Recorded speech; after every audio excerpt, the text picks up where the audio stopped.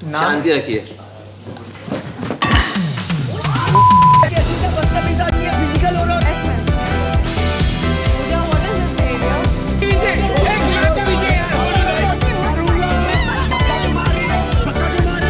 मैं मिर्ची पाउडर लेके पूरे मुंह पे डाल दूंगी। कुछ आने बनो बताना तेरे बाप का क्या है? ये भी आपकी तो फुल बेइज्जती कर रहे हैं। बिग बॉस एक ऐसा शो जिसे लेकर लोगों के हमेशा बहुत स्ट्रॉन्ग ओपिनियंस होते हैं। या तो पीपल लव इट और they love to hate it. Either way ये सभी के लिए डिस्कशन का एक टॉपिक बन जाता है। हर साल बिग बॉस दिवाली की तरह आता है और जैसे पटाखे खरीदते टाइम हमें पता होता है कि हम लिटरली अपना कैश बर्न कर रहे हैं और एंटरटेनमेंट के नाम पे शोर और स्मोक लेने वाले हैं, वही फीलिंग कभी कभी हमें बिग बॉस को देख के मिलती है। All in the name of amusement and entertainment. Very sad. आज की डेट में बिग बॉस सिर्फ एक रियलिटी टीवी शो नहीं है बल्कि एक कल्चरल फिनोमेना है जिसकी अपील इसे सिर्फ देखने में नहीं है। लोग बड़े ही पैशनेटली इसे डाइसेक्ट करते हैं, एनालाइज करते हैं और डिस्कस करते हैं। हर साल रोस्टर्स, कंटेंट क्रिएटर्स और न्यूज आउटलेट्स को एक इजी कंटेंट मिल जाता है क्योंकि भले ही आप इस शो को, इसके कंटेस्टेंट्स को बहुत अग्रेसिवली रोस्ट करो या सपोर्ट करो या सिर्फ इसके क्लिप्स ले लेकर ही अपलोड कर दो, there is an audience for everything. Indian TV shows हमेशा से ही अपने क्लीशेज और ओवर द टॉप ड्रामा के लिए famous,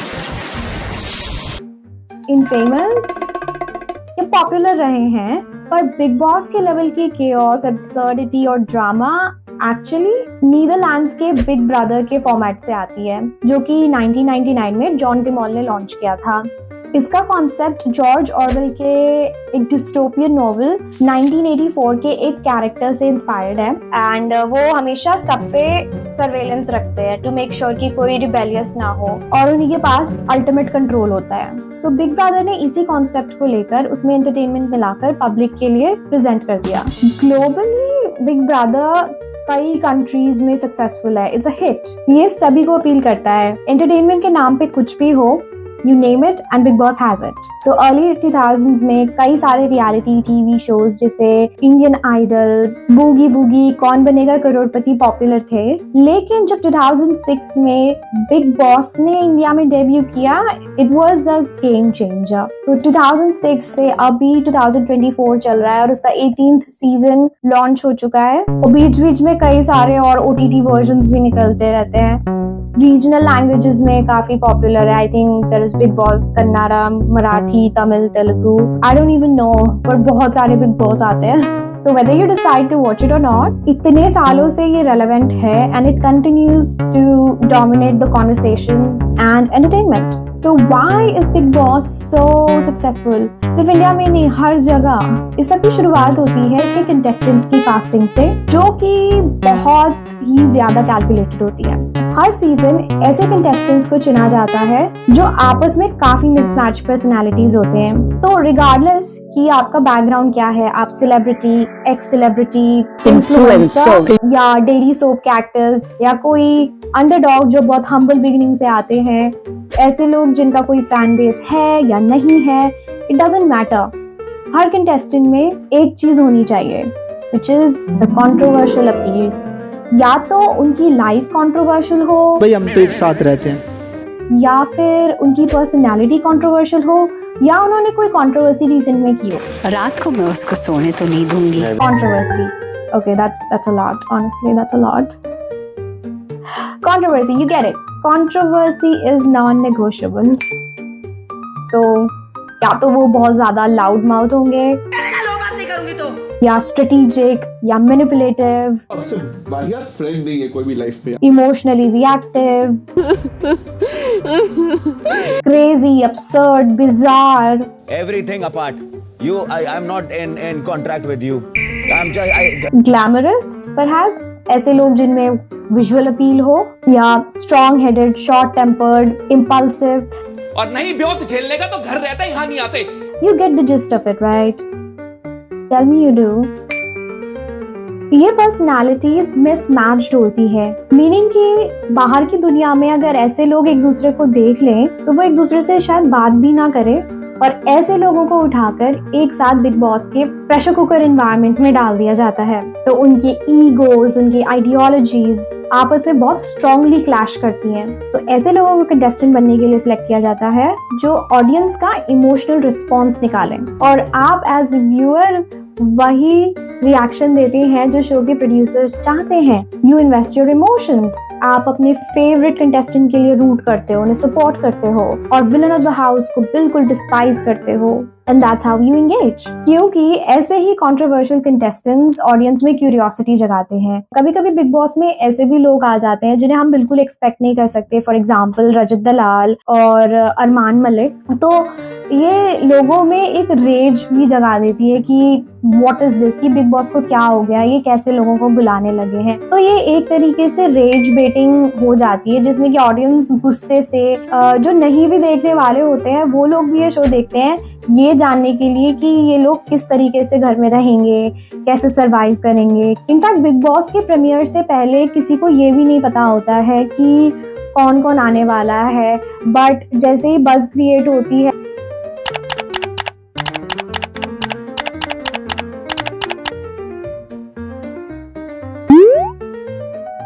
So do let me know अगर इनमें से कोई वीडियो कभी एक्यूरेट निकली है, because I've never come across a video which has been accurate at all. So ऐसे ही controversial, mismatched, strong-headed personalities big boss के घर में एंटर करते हैं।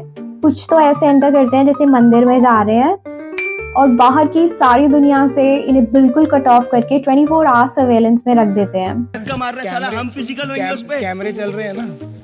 और यहाँ से शुरू होता है बिग बॉस का गेम।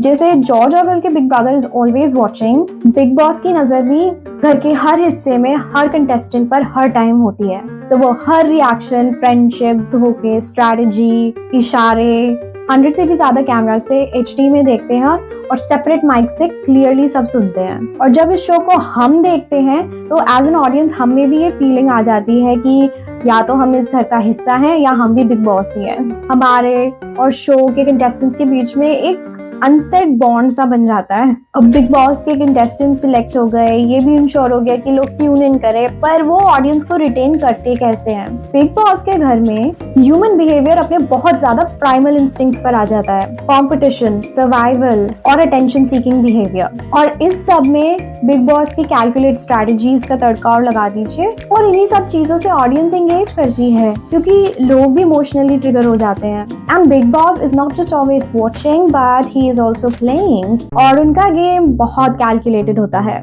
वो सिचुएशंस को मैनिपुलेट करते हैं, ऐसे टास्क्स और टीम्स बनाते हैं कि लिटरली कंटेस्टेंट्स के पास अपना रॉ बिहेवियर दिखाने के अलावा कोई और चारा ही नहीं रह जाता, all in the name of exposing the real side of the candidate. और जब कंटेस्टेंट रिएक्ट कर देता है तो वो बन जाता है उस सीजन का one of the viral moments. घर वालों का आरोप है कि घर में खाना नहीं है, जबकि घर में दाल चावल मौजूद है। बिग बॉस चाहते हैं कि राहुल कन्फेशन रूम में आए। सो बिग बॉस अपनी स्ट्रैटेजी से सिर्फ घर वालों से ही नहीं बल्कि ऑडियंस से भी बहुत प्रोवोकेटिव रिएक्शंस निकलवा ही लेते हैं। तो बिग बॉस भी उतने ही कंट्रोवर्शियल है जितने कि उनके contestants. He is no less, except वो हिंसात्मक नहीं है। और यू नो उनकी भी अपनी एक बहुत स्ट्रॉन्ग पर्सनालिटी है। He is almost a character, you know. So contestants जब बाहर की असली दुनिया से बिल्कुल कट ऑफ हो जाते हैं तो उन्हें बिग बॉस का घर ही एक मिनी वर्ल्ड या अपनी दुनिया लगने लगता है। तो इस छोटे से घर में बहुत सारे रूल्स, रेगुलेशन, स्ट्रैटेजीज, प्रेशर और स्ट्रेस के बीच कंटेस्टेंट्स के रिलेशनशिप्स, उनका बिहेवियर और रिएक्शंस बहुत ज्यादा इंटेंस हो जाते हैं। सो हमारी नॉर्मल दुनिया में अगर हमें कुछ अच्छा नहीं लग रहा है, हमारा मूड ऑफ है, हम सो जाते हैं, हम अपनी मर्जी से देर से उठ लेते हैं, we take some time off, हम लोगों से ब्रेक ले सकते हैं, किसी भी चीज से ब्रेक ले सकते हैं। पर बिग बॉस के घर में there is no freedom, there is no privacy, you can not sleep, you can not distract yourself. कोई फॉर्म ऑफ एंटरटेनमेंट, डिस्ट्रैक्शन या एस्केपिज्म नहीं होता। उन्हें हर टाइम कॉन्स्टेंटली गेम पर फोकस करना पड़ता है। सो कंटेस्टेंट्स का हर मूव कैप्चर होता है, उनका गुस्सा, frustration, guilt, embarrassment, everything, and it's put out for the world to see. इन सब चीजों से कंटेस्टेंट्स एक सेकंड का भी ब्रेक नहीं ले सकते। ना वो अपनी मर्जी से सुबह उठ सकते हैं, ना दिन में सो सकते हैं, ना अपने आप को डिस्ट्रैक्ट कर सकते हैं और ना रात में अपनी मर्जी से सो सकते हैं। तो नेचुरली वो काफी वल्नरेबल हो जाते हैं, चाहे उनकी मर्जी हो या नहीं हो। हर दिन उन्हें कंटिन्यू करना पड़ता है, हर चीज को फेस करना पड़ता है। And even if they want to give up, the contract doesn't let them, क्योंकि बिग बॉस का गेम क्विट करना भी काफी एक्सपेंसिव है। कॉन्ट्रैक्ट में क्या लिखा हुआ है? You have to pay 2 crore rupees in order to quit the show. और मुझे नहीं रहना है यहाँ पर। मैं भी चलो। आप नहीं जा सकते, आप 2 करोड़ नहीं दे सकते, मैं बेच के दे सकता हूँ। और कंटेस्टेंट्स वैसे भी कन्विंस्ड रहते हैं कि जब तक वो वहां पर हैं, सर्वाइव कर रहे हैं, they are getting some sort of fame and they're being compensated as well. तो बिग बॉस का ये घर एक टिकिंग टाइम बॉम्ब बन जाता है और व्यूअर्स एंटिसिपेट करने लगते हैं कि कब इसमें कौन सा एक्सप्लोजन होगा। यही है बिग बॉस का सोशल एक्सपेरिमेंट, एक ऐसा एनवायरनमेंट क्रिएट करना जहां पर सारी back to basic facilities available होती हैं, पर हर चीज कंटेस्टेंट को अर्न करनी पड़ती है। अपनी पसंद का bed, duties,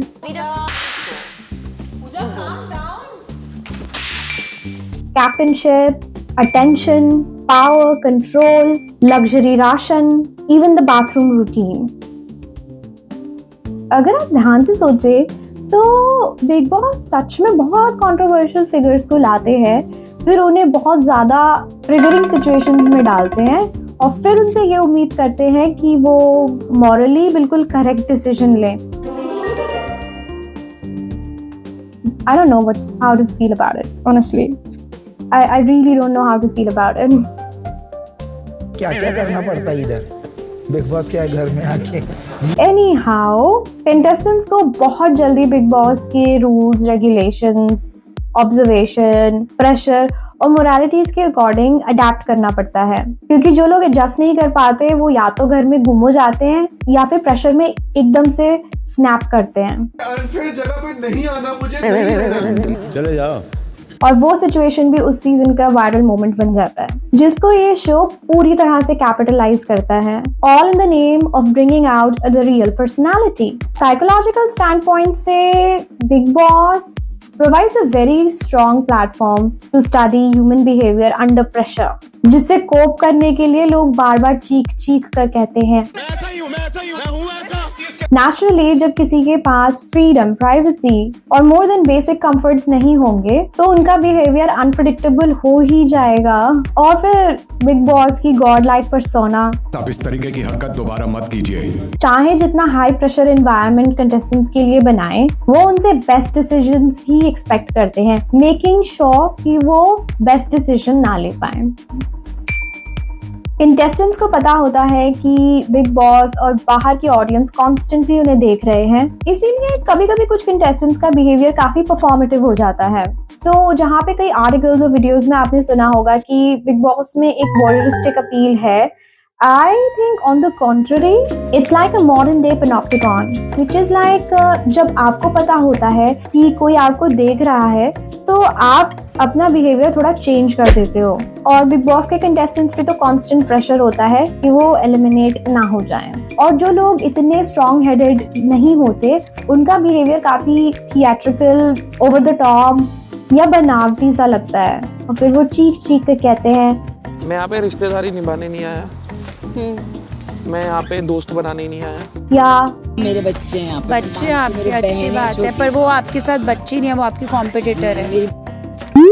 So this is the drama we as the audience are hooked to। और इस सब के बाद हर हफ्ते आता है वीकेंड का वार। जो भी कंटेंट आपने throughout the week consume किया होता है और उसके बेसिस पे जो भी ओपिनियंस बनाई होती हैं, जो भी जजमेंट्स दिए होते हैं और अपने इंट्यूशन के अकॉर्डिंग जो भी प्रेडिक्शंस की होती हैं, या तो सलमान खान उन सब पे अपनी स्टैंप ऑफ अप्रूवल लगाते हैं या फिर कुछ बिल्कुल ही अनएक्सपेक्टेड कर देते हैं या कुछ underwhelming, I don't know. So he becomes a mentor, a judge and an entertainer। ये क्या गेम चल रहे हैं यार?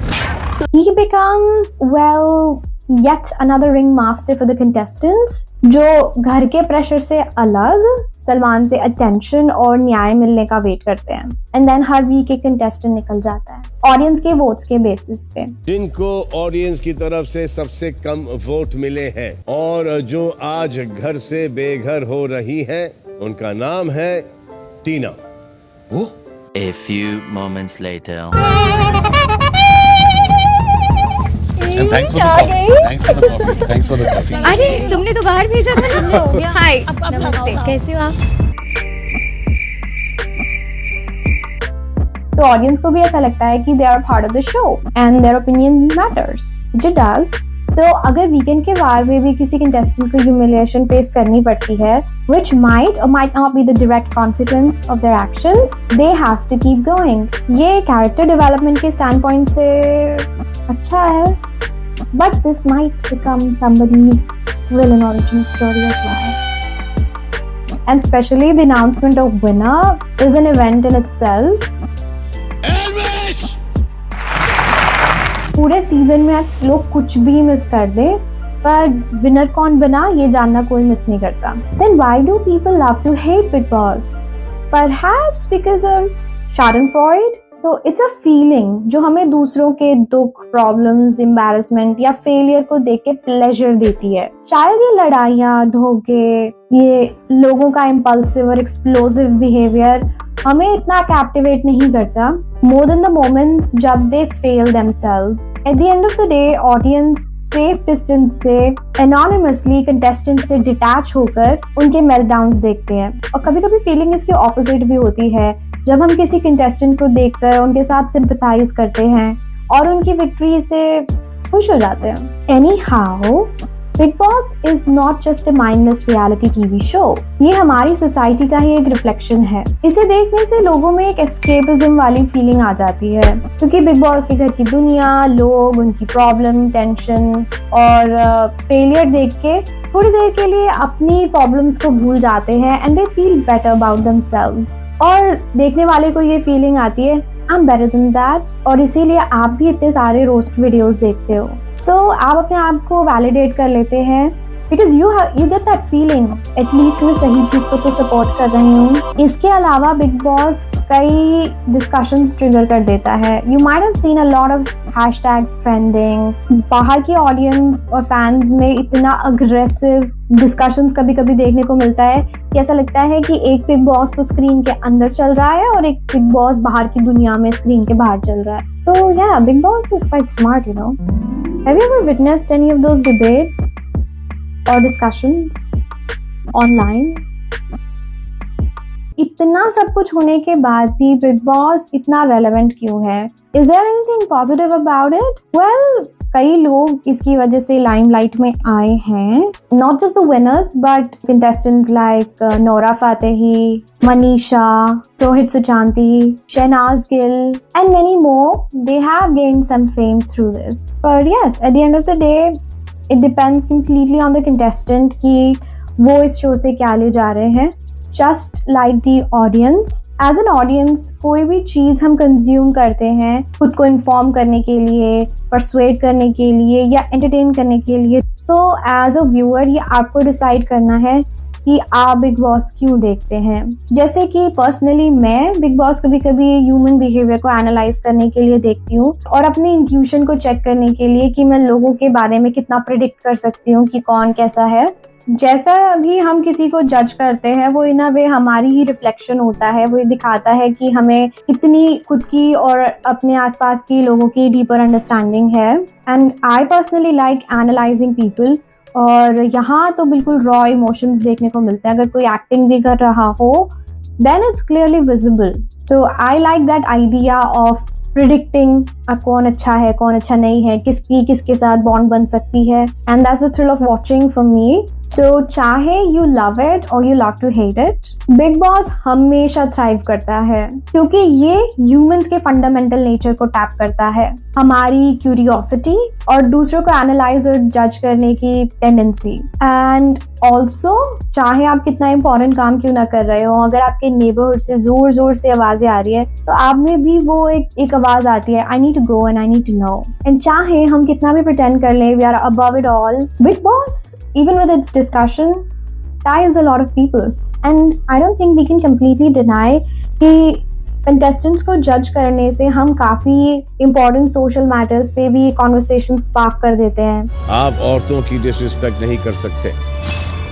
एडिशनली हम भी अगर किसी कंटेस्टेंट के साथ कनेक्ट कर जाएं तो उनकी पर्सनल ग्रोथ, रेजिलियंस या एक्सपीरियंस से हम भी काफी कुछ सीख सकते हैं कि कैसे पेशेंट और अडेप्टेबल होना चाहिए. तो I think this is the appeal of Bigg Boss and that's why people watch it और people like to talk about it.